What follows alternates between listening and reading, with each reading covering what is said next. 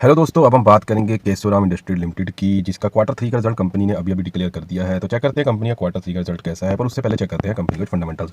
अगर बात करें कंपनी की मार्केट कैप की, तो कंपनी का मार्केट कैप है 5297 करोड़ का, जो कि एक स्मॉल कैप कंपनी है। इसके बाद बात करें कंपनी की पीई रेशो की, तो पीई रेशो यहाँ पर कुछ भी दिखाई नहीं दे रही है। इसका कारण हो सकता है कंपनी शायद लॉस में हो, इस वजह से उसकी कोई भी प्राइस टू अर्निंग रेशो नहीं है। उसके बाद बात करें कंपनी की आरओसीई की, तो कंपनी का आरओसीई है 9.86%, जो कि एक बहुत अच्छा आरओसी नहीं है, पर चलो एक ठीक ठाक आरओसी इसको हम मान सकते हैं। उसके बाद बात करें कंपनी की आरओआईसी की, वो है 6.39%, जो कि एक अच्छा आरओआईसी रिटर्न ऑन इन्वेस्टेड कैपिटल नहीं हो सकती। उसके बाद बात करें कंपनी की प्रमोटर होल्डिंग की, वो है 43.4%, जो कि एक अच्छी प्रमोटर होल्डिंग है।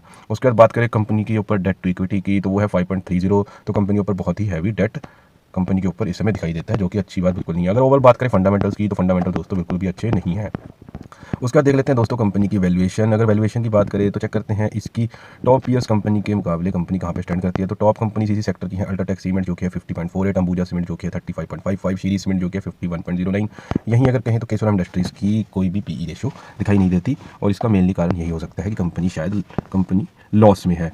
तो आगे दोस्तों देख लेते हैं क्या है कंपनी का क्वार्टरली रिजल्ट, जिसके लिए मेनली हमने वीडियो बनाई है। तो सबसे पहले बात करें कंपनी की सेल्स की, तो दोस्तों इस क्वार्टर में पिछले क्वार्टर के मुकाबले सेल्स बढ़ गई है। तो लास्ट क्वार्टर में दोस्तों कंपनी की सेल्स थी वो 954 करोड़ थी, जो कि हल्की सी बढ़कर 961 करोड़ की हो गई है। चाहे सेल्स हल्की सी बढ़ी है, पर सेल्स के अंदर कंपनी ने ग्रोथ दिखाई है, ये एक बहुत अच्छी बात है। तो चेक कर लेते हैं दोस्तों इसके साथ क्या सेल्स के साथ प्रॉफिट बढ़ा है। तो दोस्तों सेल्स के साथ साथ कंपनी का प्रॉफिट तो नहीं बढ़ा, पर लॉस के अंदर कमी आई है, जो कि पहले 58 करोड़ का लॉस था और अब 49 करोड़ का लॉस है। पर ओवरऑल कंपनी लॉस में है, सेल्स करने के बावजूद भी प्रॉफिट जनरेट नहीं कर पा रही। तो ये quarter on quarter result company का अच्छा नहीं है। उसका देखते हैं क्या ईयर ऑन ईयर भी कंपनी ने कुछ पहले से ग्रोथ की है, या वहीं खड़ी है, या और पीछे जाती दिखाई देती है। अगर बात करें ईयर ऑन ईयर की, तो लास्ट ईयर इसी क्वार्टर के अंदर कंपनी की जो सेल्स थी वो 986 करोड़ की थी, जो कि गिरकर 961 करोड़ की हो गई है। तो दोस्तों ये तो और भी बुरी बात है कि ईयर ऑन ईयर एक साल के बाद भी कंपनी अपने पिछले साल के क्वार्टर को बीट नहीं कर पाई है, जो कि एक बहुत ही बुरी बात है। उसके बाद देख लेते हैं क्या सेल्स के साथ साथ प्रॉफिट में कुछ सुधार हुआ है, या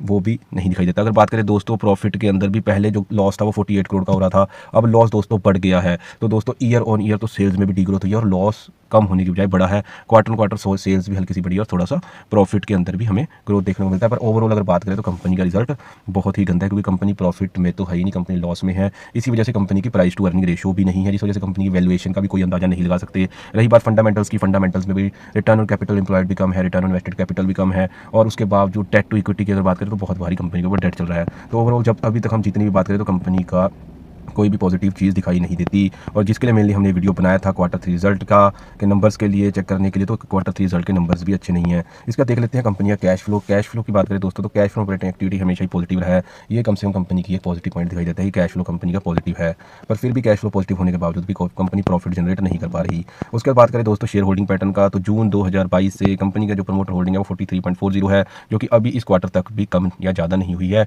तो ये कंपनी के लिए अच्छी बात है कि कंपनी की कम से कम अगर प्रमोटर होल्डिंग बड़ी नहीं है तो कम भी नहीं हुई है। अगर ओवरऑल बात करें दोस्तों, तो क्वार्टर थ्री के जो रिजल्ट जिसके लिए मेनली हमने वीडियो बनाया है वो बहुत ही ज़्यादा गंदा एक रिजल्ट कंपनी ने यहाँ पे पेश किया है, क्योंकि क्वार्टर ऑन क्वार्टर सेल्स में हल्की सी बढ़ोतरी के अलावा क्वार्टर ऑन क्वार्टर प्रॉफिट की बात करें, ईयर ऑन ईयर प्रॉफिट की बात करें, ईयर ऑन सेल्स की बात करें, तो ये बहुत ही पुअर रिजल्ट कंपनी का मैं कहूँगा। बाकी आपको मेरा ये रिजल्ट एनालिसिस कैसा लगा केशोराम इंडस्ट्री लिमिटेड का? अगर आपको वीडियो अच्छी लगी तो वीडियो को लाइक करें। अगर आपको सुझाव देना चाहते हैं तो कमेंट सेक्शन में हमें बता सकते हैं, और अगर आप आगे भी ऐसी हर कंपनी का सबसे पहले डिटेल एनालिसिस देखना चाहते हैं तो आप मेरे चैनल को सब्सक्राइब कर सकते हैं। Thank you very much.